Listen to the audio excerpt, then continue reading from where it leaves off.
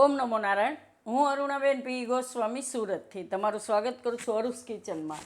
તો આજે આપણે બનાવશું દૂધીવાળી ખીચડી, અને એ અમારે અર્પિતાબેનની સ્પેશિયલ છે, અને બહુ ભાવે દૂધી, હે ને.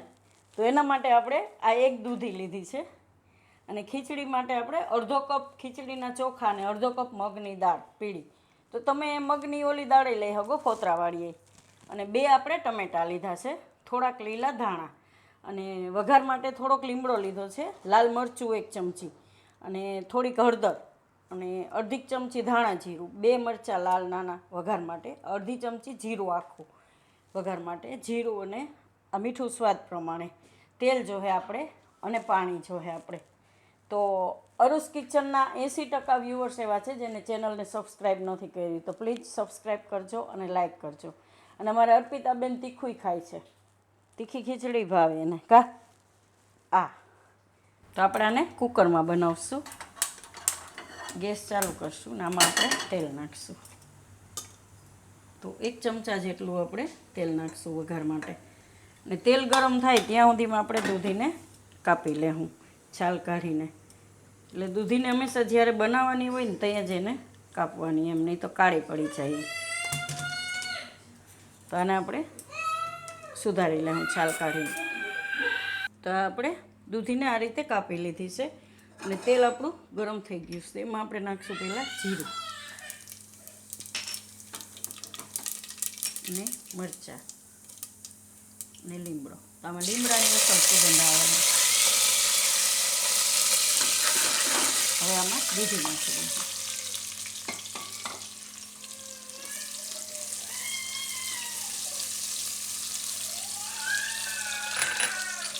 અને ટમેટાં.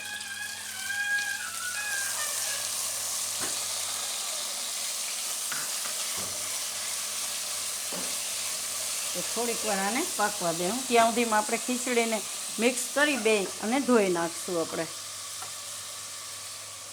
2-3 પાણીમાં.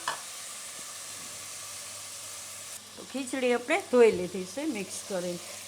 હવે આપણે આમાં બધા મસાલા નાખીશું. તો હળદર નાખી દેવું, અને ધાણા જીરું, મીઠું સ્વાદ પ્રમાણે, ને લાલ મરચું.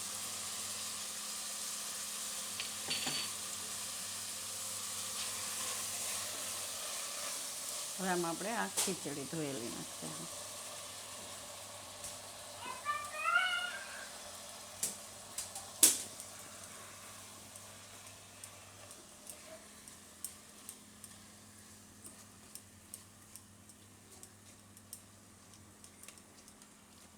તો હવે આપણે એમાં પાણી નાખીશું.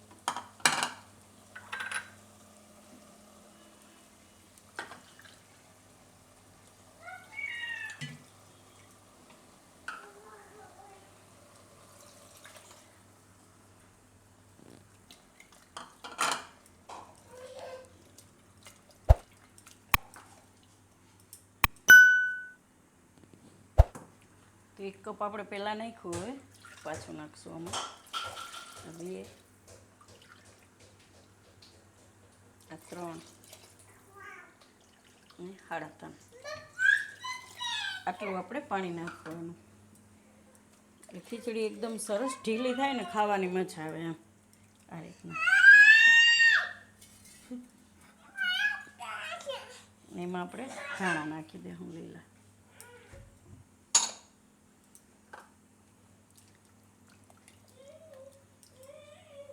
તો અમુક વાર શું છે, છોકરાઓ શાક અમુક ન ખાતા હોય, તો આ રીતે ખીચડીમાં બનાવીને આપણે ખવડાવીએ ને તો ખાહે એમ. તો આને આપણે હવે કુકરનું ઢાંકણું બંધ કરી દઈએ, ને પહેલાં ફૂલ ગેસ રાખી, અને આમાં જ્યાં સુધી હવા ભરાય ત્યાં સુધી રાખશું. પછી ધીમા ગેસે 5 મિનિટ પકાવીને પછી ફૂલ ગેસ કરીને 3-4 વિસલ થવા દેવાની, એટલે થઈ જાય ખીચડી સરસ. તો આપણે કુકરને હવે જોઈ લઈ ખોલીને. 4 વિસલ થઈને પછી નીચે ઉતારી લીધું.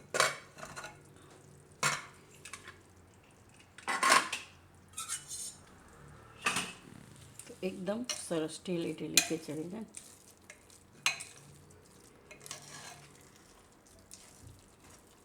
આવી ખીચડી ખાવાની મજા આવે ગરમા ગરમ.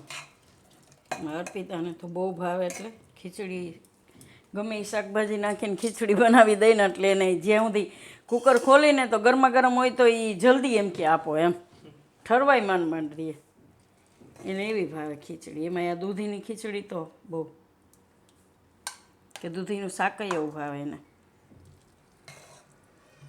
એટલે છોકરાઓને પહેલેથી આપણે બધું શાકભાજી ખવડાવીને એટલે ખાય, નાનેથી ખાય તો ખાય, પછી મોટા થાય પછી એને ન ભાવે. અમારે કુશકુમારભાઈને એવું હતું, નાનેથી બહુ બધું ઓછું ભાવતું, બધાય શાક ન ભાવતા. એટલે ઉપમારભાઈને શશીભાઈને એને ભાવતા એમ બધાય શાક. નેહાબેન નહીં ભાવતા, એ કુશકુમારભાઈને જ ન ભાવતા. ને હજી એને મનમાં હોય તો જ અમુક શાક ભાવે, નહીં તો નહીં ખાય. પનીરનું ને એવું બધું બનાવી દો તો ખાય, કઠોળ ખાય એવું. એટલે એવું હતું. અમારે અર્પિતાબેનને અત્યારથી પાલકનું બહુ ભાવે, પછી દૂધીનું ભાવે, તુરિયાનું ભાવે, ગલકાનું ભાવે, એવું બધું શાક એને અત્યારથી ભાવે એમ. લગભગ ઓછા છોકરાઓને ભાવતું હોય એવું. તો હેલ્થ માટે એ બહુ સારું એમ.